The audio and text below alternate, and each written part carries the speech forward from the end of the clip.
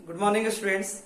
चलो, तो मैट्रिसेस हम लोग पढ़ रहे थे और मैट्रिसेस में 3 लेक्चर हम लोग क्लियर कर चुके हैं। ठीक है, 4 लेक्चर क्लियर कर चुके हैं। ठीक, तो अब मैट्रिक्स में मैंने बताया था नंबर ऑफ टाइप्स, जितने भी मैट्रिक्स कहते हैं मैट्रिक्स क्या होता है, उसके नंबर ऑफ टाइप्स, सारी कुछ चीजें हम लोग डिस्कशन कर चुके थे।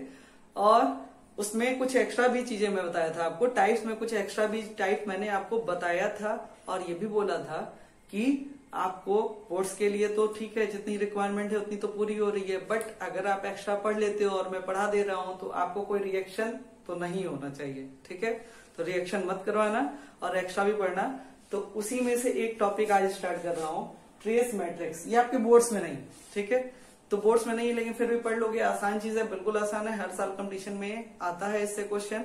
ठीक, और कुछ बच्चे हम लोग से, हमारे बैच में कुछ ऐसे भी बच्चे जुड़े हैं जो कि कॉम्पिटिटिव लेवल का भी एग्जाम देने वाले हैं। ठीक है, तो उन बच्चों, मतलब जो बच्चे जुड़े हैं उसमें कुछ बच्चे ऐसे, जैसे आईआईटी वालों का तो पूरा बैच अलग कर दिया मैंने। ठीक है, उसमें किसी को एडमिशन लेना होगा या कुछ रिक्वायरमेंट होगी तो बताइएगा, बाकी अपने बोर्ड की तैयारी करते रहिए। प्लस साथ में जो एक्स्ट्रा बच्चे हैं वो मर्चेंट नेवी वगैरह के हैं और नेवी के हैं, जो एग्जाम्स होते हैं एनडीए वगैरह के, तो उसमें भी ये सारे टॉपिक आते हैं, सारे टॉपिक पीसीएम से ही आते हैं। ठीक है, तो वो उन लोगों की भी चीजें यहीं पे क्लियर होंगी, आप लोग को भी एक्स्ट्रा चीजें मिल जाएंगी। ठीक, और प्लस साथ में मैंने अपना एक यूट्यूब चैनल स्टार्ट भी किया है जिसके बारे में आप लोगों को पता होगा। तो भाई सहयोग करो, लाइक शेयर और सब्सक्राइब ठोक दो और स्टार्ट करते हैं। हम लोग क्या स्टार्ट करते हैं, क्या मैट्रिसेस। तो YouTube चैनल में भी बता दूं क्या है, आपके YouTube चैनल में ट्रिकी वीडियोस रहेंगे जो कि हर रीजनिंग, हर कंपटीशन के रीजनिंग में आने ही आने हैं, उसको कोई रोक नहीं सकता है। और उसका ट्रिक बच्चों को नहीं मालूम रहता है, इस वजह से क्वेश्चन छोड़ के आते हैं। तो रीजनिंग सबसे आसान होती है, याद रखना, बस उसको करने और पढ़ाने का एक तरीका होता है जो कि आपको सिखा रहा हूँ। ठीक है, और दूसरी चीज, हर IIT के जो सिलेबस है उसमें से कुछ ऐसे टॉपिक्स हैं जिसके वीडियोस मैं उस पर प्रोवाइड करूंगा। आज भी एक वीडियो डालूंगा, उसको भी आप देखिएगा जरूर से।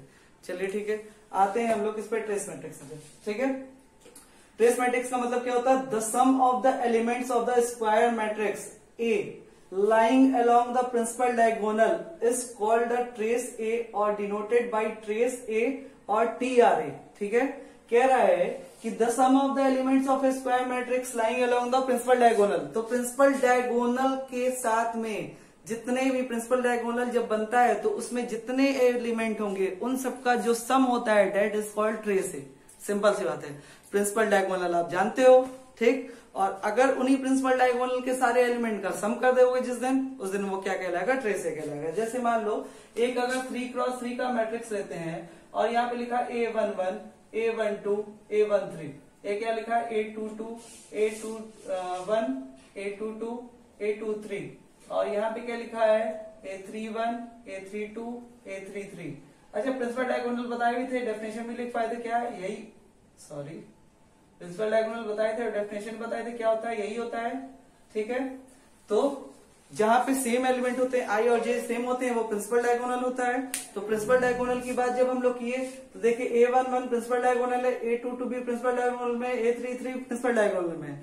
तो 3x3 का हुआ तो इतना हो गया, 4x4 का होता तो A44 भी होता, 5x5 का होता तो A55 भी होता, 6x6 का होता है तो A66 भी होता। तो मैं मान लेता हूं कि टोटल कितने हैं, n×n का है, n×n का है। तो n×n को मानने के लिए मैंने दिखाया ट्रेस ए या डिनोटेड बाई TRA, क्या लिख दिए, A11, A12, A13 dot dot dot ANN। ठीक है, ये पूरा क्या है, सारे डायगोनल में जितने प्रिंसिपल डायगोनल जितने भी एलिमेंट है उन सबका क्या है, सम है। उसी को क्या कहा गया, ट्रेस ए कहा गया, उसी को क्या कहा गया, ट्रेस ए। तो ट्रेस ए को छोटे फॉर्म में लिखने का तरीका क्या करते हैं, जब किसी बड़ी सीरीज को, समेशन वाली, सम वाली सीरीज को छोटे में बनाना होता है तो हम लोग क्या लगा देते हैं, समेशन। तो मैंने क्या लिखा, समेशन, और यहाँ पे AI कर दिया। आई का मतलब जैसा रो वैसा कॉलम, जैसा रो वैसा कॉलम। और I की वैल्यू कहां से कहां तक है, 1 से लेके n तक। तो अगर आप I की वैल्यू 1 रखेंगे तो देखिए 1 1 देगा, 2 रखेंगे दिख रहा है ये 2 2 देगा, 3 रखेंगे ये 3 3 देगा, 4 रखेंगे ये 4 4 देगा, n रखेंगे ये n n देगा। यानी सिंपल सी बात है कि ट्रेस मैट्रिक्स उसको कहते हैं जिसके उस ऑल डायगोनल, जिसके ऑल डायगोनल का जो सम होता है, the sum of all diagonal elements is equal to what, किसके बराबर होता है, ट्रेस ए के बराबर होता है। यानी कि जब सारे डायगोनल के एलिमेंट को हम लोग क्या करते हैं, ऐड कर देते हैं, तो डेट इज कॉल्ड क्या, ट्रेस है। और डायगोनल में भी कैसा डायगोनल, प्रिंसिपल डायगोनल। तो उसको हम लोग रिप्रेजेंट करने का तरीका ये हो गया। कोई दिक्कत? चलिए इस पे कुछ क्वेश्चन करते हैं, फिर आगे बढ़ते हैं, इसको नोट कर लीजिए। हाँ चलो देखते हैं, ट्रेस ए पे हम लोग क्या करते हैं, ट्रेस मैट्रिक्स पे एक क्वेश्चन देखते हैं, बहुत इंपॉर्टेंट क्वेश्चन है। और बोला भी हूं ये बोर्ड का पार्ट नहीं है, कंपटीशन का पार्ट है, तो दिमाग में ये बैठा रखना। कह रहा है कि for alpha beta and gamma, आप कोई भी 3 क्वांटिटी दे सकती है, इना मीना डीगा दे सकता है, वो तुमसे नहीं मतलब है, बस तुम देखो कि एलिमेंट क्या है। Alpha beta gamma belongs to R. Belongs to R का मतलब रियल वैल्यू, रियल वैल्यू का मतलब इमेजिनरी वैल्यू उसमें नहीं आने वाली है। ठीक, ए बराबर कितना है, एक मैट्रिक्स है, देखो ये कितने का मैट्रिक्स है, दिमाग में सबसे पहले ले चलना, 3x3 का है। और ये भी मैट्रिक्स कितने का है, 3x3 का है। और जब हम लोग पढ़े हैं ट्रेस मैट्रिक्स, तो ट्रेस मैट्रिक्स हमेशा किसके लिए पॉसिबल होता है, स्क्वायर मैट्रिक्स के लिए। और स्क्वायर मैट्रिक्स होता क्या है, जिसमें रो और कॉलम क्या हो, बराबर हो। अगर रो और कॉलम बराबर नहीं होंगे तो स्क्वायर नहीं होगा, और स्क्वायर नहीं होगा तो ट्रेस नहीं होगा। तो ट्रेस के लिए पहली रिक्वायरमेंट कि स्क्वायर मैट्रिक्स होना चाहिए। तो इसमें alpha square 6 8 3 beta square 9 4 5 gamma square 2 alpha 3 5 2 2 beta 6 1 4 2 gamma -3, ये बी मैट्रिक्स की वैल्यू है। अब दिया हुआ है, इंफॉर्मेशन दिया है कि ट्रेस ए बराबर trace B, then we have to find the value of alpha inverse beta inverse gamma inverse. ठीक है, इतनी कहानी हमारे क्वेश्चन में है, बहुत आसान है, कुछ भी नहीं है क्वेश्चन में। देखो झंडू क्वेश्चन, देखो इधर ट्रेस ए बराबर ट्रेस बी। अच्छा ट्रेस ए होता क्या पढ़ाए हैं, प्रिंसिपल डायगोनल के जितने एलिमेंट होते हैं वो क्या होते हैं, ट्रेस ए होते हैं। प्रिंसिपल डायगोनल के जितने एलिमेंट होते हैं वो क्या होते हैं, ट्रेस ए होते हैं। ठीक है, तो इसके लिए ट्रेस बी और इसके लिए ट्रेस ए। तो ट्रेस ए बराबर ट्रेस ए बी दिया है अगर, तो यानी ट्रेस ए का मतलब क्या होगा, sum of all diagonal elements. ठीक, इसका मतलब क्या होगा, sum of all diagonal elements 2 alpha 2 beta plus 2 gamma -3। अब चाहूं तो मैं इस क्वेश्चन को यहीं पे छोड़ सकता हूं तुम्हारे ऊपर, क्योंकि 12th क्लास में पहुंच चुके हो, लेकिन मुझे मालूम है तुम इस क्वेश्चन को आगे सॉल्व नहीं करोगे, इसलिए मैं ही सॉल्व करता हूं। देखो इस क्वेश्चन को सॉल्व करने का तरीका क्या है, इसको लिखोगे अल्फा स्क्वायर। ठीक, अब इसको 2 अल्फा को यहां पे ले आओ, -2 अल्फा हो गया। ठीक, फिर बीटा स्क्वायर लिखो, इस 2 बीटा को इधर ले आओ, गामा स्क्वायर लिखो और इस 2 गामा को इधर ले आओ, माइनस में हो गया।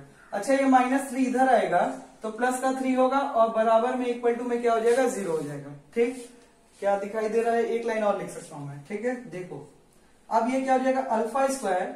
अच्छा ये -2 अल्फा है, इस 3 को 1 1 1 +1 +1 +1 में ब्रेक कर दो, ऐसे लिखना मत, समझाने के लिए।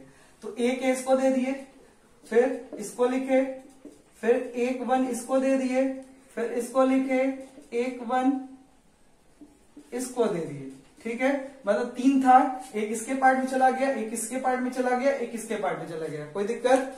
ठीक है, चलो आगे बढ़ते हैं, इसको पॉज करके तुम देख लेना, मैं आगे बढ़ रहा हूं।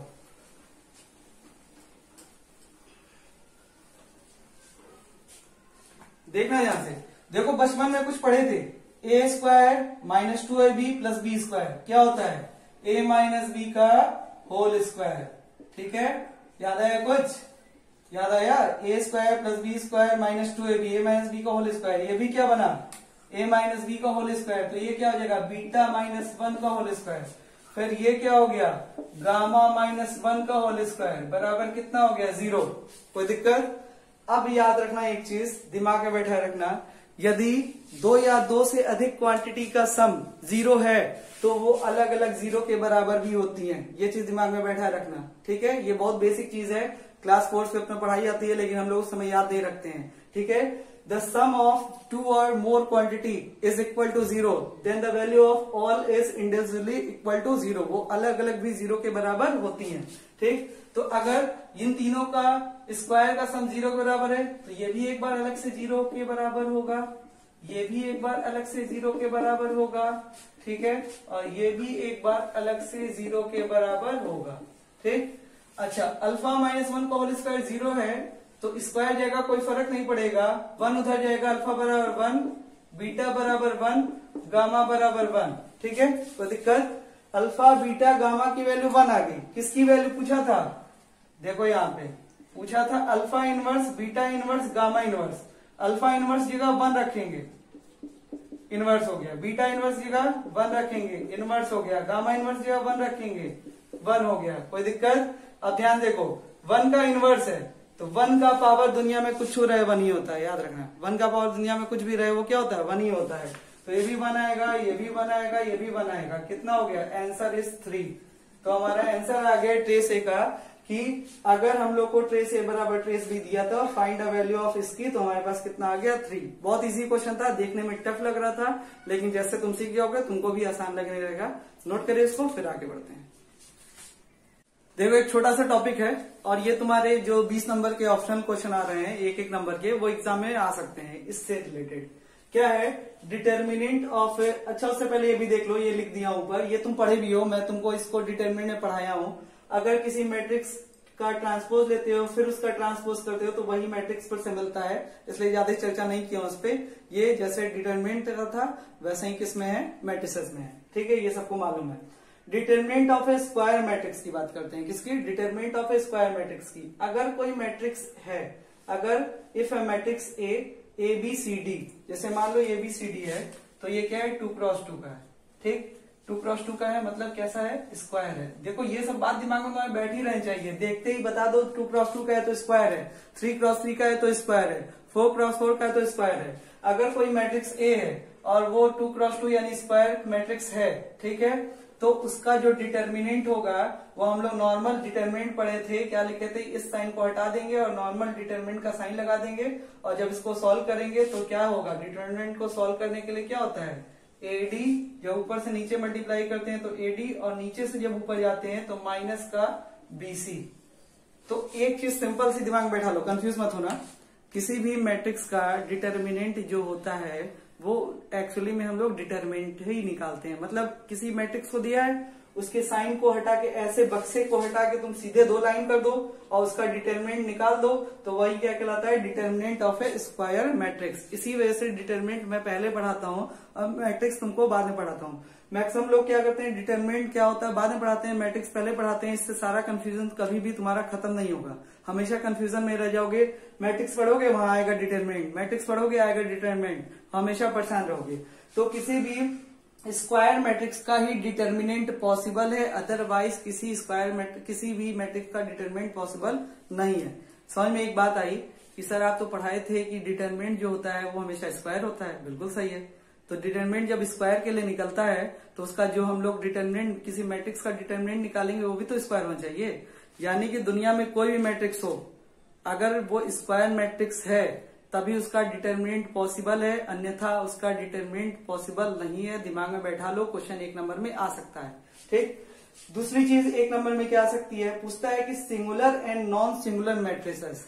सिंगुलर मैट्रिसेस क्या होता है? नॉन सिंगुलर मैट्रिसेस क्या होता है? यदि किसी स्क्वायर मैट्रिक्स का हम लोग डिटरमिनेंट निकालते हैं और वो डिटरमिनेंट 0 के बराबर हो जाता है, तो हम वो लोग बोलेंगे कि अगर किसी स्क्वायर मैट्रिक्स का डिटरमिनेंट निकालते हैं वो 0 के बराबर हो जाता है, तो उसको बोलेंगे हम लोग क्या? Singular matrix. क्या बोलेंगे? Singular matrix. और यदि किसी मैट्रिक्स का हम लोग डिटरमिनेंट निकालते हैं वो 0 के बराबर नहीं आता है, तो उसको क्या बोलेंगे? Non singular matrix.